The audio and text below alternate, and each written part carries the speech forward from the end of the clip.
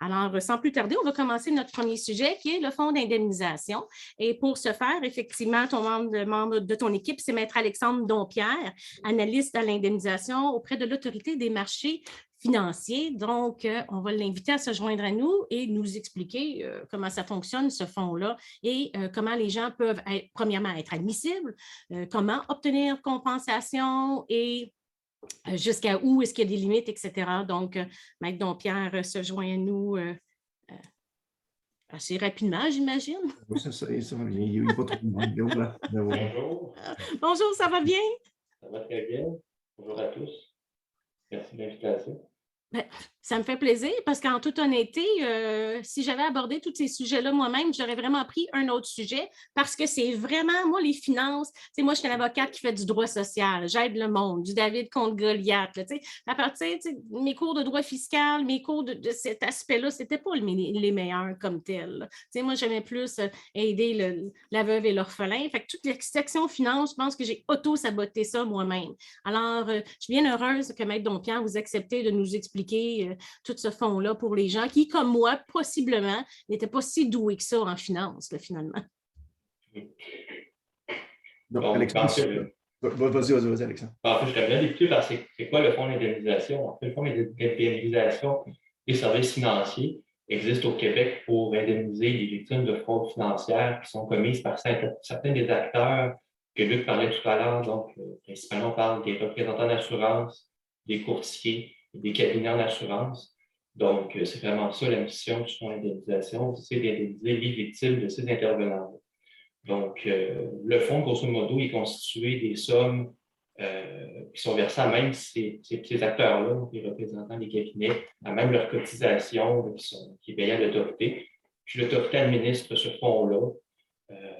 Ces sommes-là sont placées, etc. Puis les indemnités qui sont versées aux victimes de fraude lorsque les critères d'admissibilité sont rencontrés.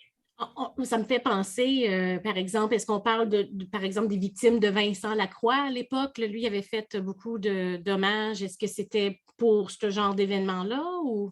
C'est pour des fraudes financières, en effet, commises par des représentants. Effectivement, ça peut être des représentants d'assurance de personnes, des représentants d'assurance de dommages, des experts en sinistre. Okay. On parle aussi tout ce qui est des représentants de planification financière qui sont inscrits auprès de l'autorité. Depuis 2020, on regarde également les courtiers hypothécaires donc, qui sont maintenant couverts par le fonds d'indemnisation.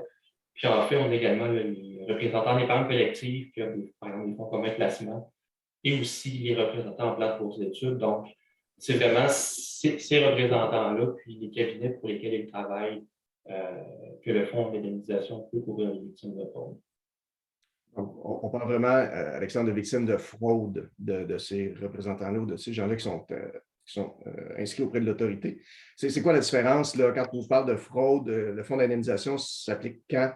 Et puis quels sont les critères, si tu peux peut-être informer les gens là, sur qu'est-ce qu'il faut avoir en main pour être capable d'être indemnisé par le fonds d'indemnisation? Être dans quelle situation?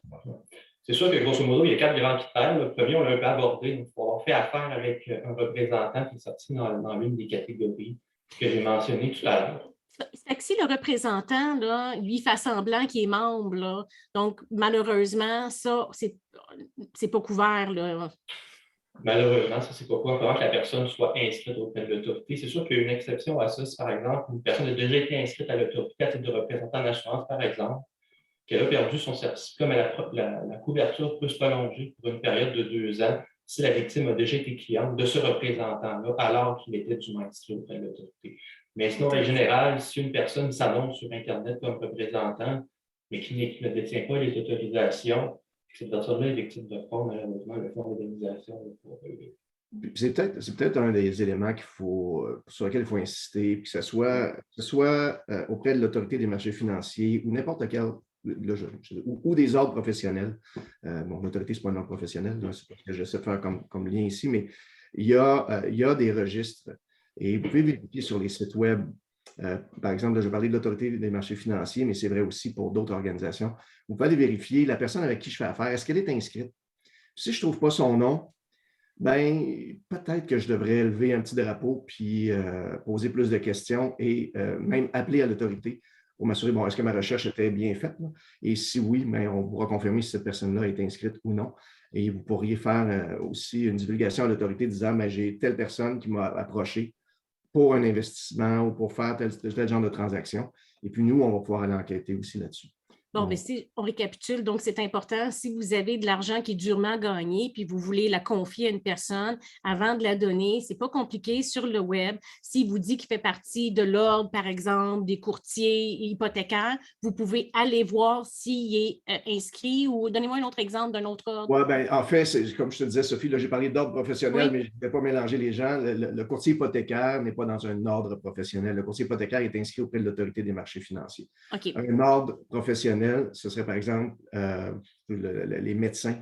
Ce serait le barreau, nous autres, on a un ordre. Ce serait des comptables, ce serait les avocats et comme de cette nature-là. Comme les courtiers immobiliers, pour leur part, sont à l'organisation, à l'OACIQ. C'est différent aussi. Ce n'est pas un ordre professionnel non plus, mais je ne veux pas tout mélanger tout le monde. Là. Si on parlait de l'autorité, j'ai fait une erreur. Mais si les gens sont inquiets, par exemple, tout de même, il y a un monsieur qui se présente ou une dame qui se présente et dit, écoute, moi, je suis capable de placer ton argent, etc. Puis tu as un doute, où tu peux communiquer effectivement pour vérifier si cette personne-là est accréditée à l'autorité. Clairement. C'est la première chose à faire. Bon, ben c'est ça, la règle de base. Parfait. Donc, une fois qu'on s'est assuré en fait, que la personne était autorisée, en fait, comme on l'a dit, le premier critère admissible au fond, c'est que la personne soit autorisée. Une fois que cette condition-là est satisfaite, il faut que la fraude se déroule dans le cadre de l'offre d'un produit ou service financier. Donc, évidemment, on ne couvre pas toutes les situations. Il faut avoir une fraude de la part d'un représentant pour vraiment que ce soit relatif à l'offre d'un produit ou service financier. Donc, si par exemple, un représentant vous fraude en vous offrant une police d'assurance ou une fraude dans le cadre, par exemple, de l'offre d'un produit d'investissement, ça peut être des situations, par exemple, qui seraient couvertes. Mais si à l'inverse, un représentant vous offre de vous vendre sa voiture, puis dans ce cadre-là, il vous fraude parce qu'il vous a menti, par exemple, sur les caractéristiques de la voiture, mais là, ça peut être une situation qui n'est pas couverte parce que ce n'est pas relatif à l'offre d'un produit ou service financier. Puis ensuite, l'autre critère? En fait, l'autre critère, on fait toujours un délai de prescription qui s'attache à ça. Donc, la personne qui est victime de fraude a un certain délai pour s'adresser à l'autorité pour déposer sa demande d'indemnisation. Ce délai-là, il est d'1 an. Donc, du moment que la personne a connaissance de la fraude, elle doit, dans l'année qui suit, s'adresser à l'autorité pour déposer une demande d'indemnisation si elle veut pouvoir être indemnisée. Donc, délai de 1 an. Puis un quatrième critère, je pense. En fait, le dernier critère, évidemment, c'est de faire la démonstration qu'on est victime de fraude. C'est pas que le monsieur n'a pas placé mon argent à une bonne place puis je n'ai pas fait assez de rendement. Là. Ça, c'est pas une situation qui est couverte. Non, c'est ça. Nous, on couvre vraiment la fraude. La fraude, c'est quoi? Mais c'est un acte qui est objectivement malhonnête, qui fait dans le but de tromper la victime. Puis la conséquence de ça, c'est de priver ou de mettre à risque les intérêts pécuniaires de la victime. Donc, la fraude, c'est vraiment une faute intentionnelle. Ce n'est pas l'erreur, l'omission ou la simple faute que peut commettre un professionnel dans le cadre de l'activité, des activités de ses services qu'il rend. Mais on est vraiment distinct de ça. C'est vraiment pour la fraude que ça va être pour. Si je peux me permettre, Sophie, peut-être sur le troisième élément qu'apportait Alexandre sur la prescription ou la demande qui doit être faite dans l'année de la connaissance de la fraude. Si on donne un exemple, par exemple, je peux être fraudé aujourd'hui, je ne m'en rends pas compte. Je m'en rends compte seulement que dans 2 ans. C'est au moment où je me rends compte de cette fraude-là que mon année débute. Si vous avez des doutes, si les gens croient qu'ils ont été victimes de fraude, ils se posent la question, ils ont juste à communiquer avec nous, on va les aider à établir le moment de reconnaissance, puis de savoir est-ce qu'ils rentrent dans le délai. Peut-être chose aussi à ajouter là-dessus. Pour 1 an, c'est la demande qui est faite au Fonds d'indemnisation de l'Autorité des marchés financiers. Les gens peuvent toujours, par ailleurs, s'ils ont dépassé l'année, bon, ils peuvent s'adresser à nous pour qu'on puisse vérifier, là, mais s'adresser aux tribunaux, que ce soit à la Cour du Québec, Division des petites créances ou à la Cour du Québec, Cour supérieure, dépendamment des montants en jeu. Le fait qu'on fasse une demande à l'autorité ne met pas en jeu le recours aux tribunaux. Ça n'interrompt pas la prescription civile de 3 ans. Fait un consommateur peut faire les deux. Il peut faire une plainte à l'Autorité des marchés financiers et aussi continuer son recours civil et le débuter de façon parallèle. Oui, c'est ça. Oui, c'est ça. Puis, excuse-moi, Alexandre, je parle par-dessus toi, mais La personne ne pourra pas être indemnisée 2 fois pour la même perte, cependant. Ça, c'est clair, mais la demande à l'autorité est beaucoup plus simple dans la mesure où on accompagne les gens et il n'y a pas le tribunal qui vient au bout du compte. Puis les réponses, souvent, vont être données à l'intérieur du délai de prescription civile. Ce n'est pas une demande qui tarde. Dans le fond, une fois par exemple, on constate qu'on est victime de fraude, c'est quoi les démarches du consommateur? Le consommateur, premièrement, c'est de réunir sa preuve, entre guillemets, capable de réunir des documents, c'est capable d'en réunir, c'est sûr. À ce moment-là, il peut déposer sa demande, puis de notre côté, on va essayer d'aller cueillir l'information, assister le consommateur dans ce processus-là. C'est sûr que l'analyse des dossiers, ça peut, tout dépendant des fraudes, ça peut, tout dépendant des situations, le délai d'analyse peut varier. Donc, c'est pour ça que des fois, on dit aux gens, mais ça ne nous empêche pas d'en parallèle d'entamer des recours civils si vous pensez pouvoir être prescrit dans un certain délai. C'est comme Luc disait, c'est vraiment 2 recours qui peuvent cohabiter. Mais nous, c'est sûr qu'en parallèle, on tente toujours de pouvoir analyser les dossiers et prendre la décision dans le meilleur délai possible. Mais ça dépend vraiment de chaque dossier. Puis il faut que les gens aussi en soient conscients lorsqu'ils savent ça. C'est un formulaire hyper compliqué ou c'est un formulaire qui est simple? Est-ce qu'il peut le remplir par lui-même ou il faut qu'il soit assisté justement d'un employé ou d'un préposé ou à la clientèle chez vous? Une victime de fraude peut le compléter par elle-même, le cheminer, que ce soit par la poste, par d'autres moyens. Mais effectivement, on pose certaines questions, mais nous, de toute façon, dans le cadre de l'analyse du dossier, on va toujours prendre le temps de communiquer avec la personne, de prendre plus d'informations, on va l'interroger, essayer de vraiment comprendre la situation, qu'est-ce qui s'est passé. Puis, elle est assistée dans le processus, on n'est pas laissé à elle-même. Puis, est-ce qu'il faut avoir fait une plainte à la police aussi ou ça, c'est pas important, c'est pas... C'est pas un critère, la personne peut le faire, c'est pas une obligation.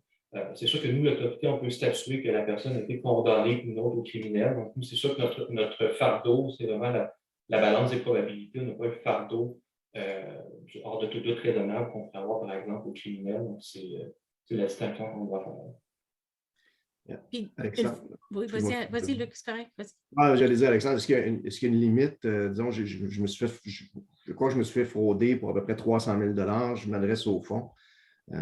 Quelles sont les limites là, applicables? C'est sûr que l'indemnité maximale que le fonds d'indemnisation peut verser pour une réclamation, c'est 200 000 $. C'est vraiment l'indemnité maximale qu'on peut verser. Puis, je pense que c'est ce qui est prévu dans la loi dans la couverture. Mais disons, par exemple, je me suis fait flouer pour 200 000. Est-ce que je peux avoir 200 000 ou c'est tout un prorata, mettons, de ton dommage? Si j'ai été floué pour 1 million, je vais recevoir 200 000, mais si j'ai été floué pour 200 000, est-ce que je vais recevoir 200 000 aussi ou c'est un pourcentage? Oui, c'est vraiment le maximum. Donc, si quelqu'un, par exemple, dans une situation qui serait fraudée pour 300 000, il va avoir l'indemnité maximale à ce moment-là. Parlant aussi d'indemnité, il faut comprendre que nous, on couvre vraiment les pertes financières. Donc, on ne vise pas nécessairement à indemniser par exemple, des gains qui auraient été promis ou des gains qui n'ont pas été réalisés, qui avaient été promis, par exemple, par le fraudeur. On ne vise pas non plus à indemniser les gens pour justement des frais d'avocat ou des frais qu'ils auraient encourus pour tenter de récupérer le capital, par exemple, qui leur a été volé. Puis, on n'indemnise pas pour des dommages tels que perte de jouissance ou des troubles, des inconvénients ou des dommages moraux. Donc, nous, c'est vraiment limité à la perte financière qui découle de la fraude. Par exemple, Alexandre, tu me diras si mon exemple est juste, mais si la personne avec qui vous faites affaire vous dit, Alexandre, par exemple, donne-moi un 20 000 $, tu vas voir, en 6 mois, je vais faire fructifier ça, puis tu vas avoir, je vais te redonner un 30 000 $, c'est sûr, que tu vas faire un gain de 10 000 $. Si la personne, finalement, part avec l'argent, l'investisseur va pouvoir réclamer 20 000 $ et non pas 30 000 parce qu'on lui avait promis 10 000 de plus. Là. Tout à fait. Tout à fait ça. Des fois, il y a des fraudeurs, peut-être alléchants, vont promettre des très gros rendements, ce n'est pas réaliste. Donc, nous, vraiment, ce qu'on indemnise, c'est la perte financière. Donc, on veut remettre la personne dans la situation où elle était avant la fraude. La mise de départ, là, quand même. C'est ça. On peut résumer ça comme ça. Vas-y, Luc, parce que j'avais juste une dernière question. Dans le fond, la question que je voudrais poser, c'est si vous avez un conseil justement à donner à des gens qui ont des placements à faire ou s'assurer qu'ils ne se font pas flouer ou qui ont des difficultés, ça serait quoi vos conseils en ce qui concerne la fraude? En fait, mon premier conseil, on en a parlé un peu tout à l'heure, c'est vraiment de s'assurer que la personne avec qui on fait affaire, tout d'abord, est du inscrite auprès de l'autorité pour offrir les produits financiers qu'elle veut vous offrir. Ça serait la première mise en garde de base. Autre chose à laquelle on peut faire attention, c'est quand on fait des chèques, des fois, à faire attention à faire des chèques, par exemple, à des représentants personnellement. Il faut faire attention. Il faut faire preuve de prudence. Ce n'est pas interdit, des fois, d'avoir à faire des chèques à des représentants. Par exemple, les représentants peuvent percevoir des fois des primes pour des assureurs, mais il faut juste être vigilant quand on vous demande de faire des chèques, par exemple, quand un représentant vous demande de faire des chèques à son nom personnel. Sinon, il faut faire attention de ne pas signer des documents en blanc, des formulaires, etc. C'est le genre de pratique qui est interdit de toute façon. Donc, il faut faire attention à ce volet-là.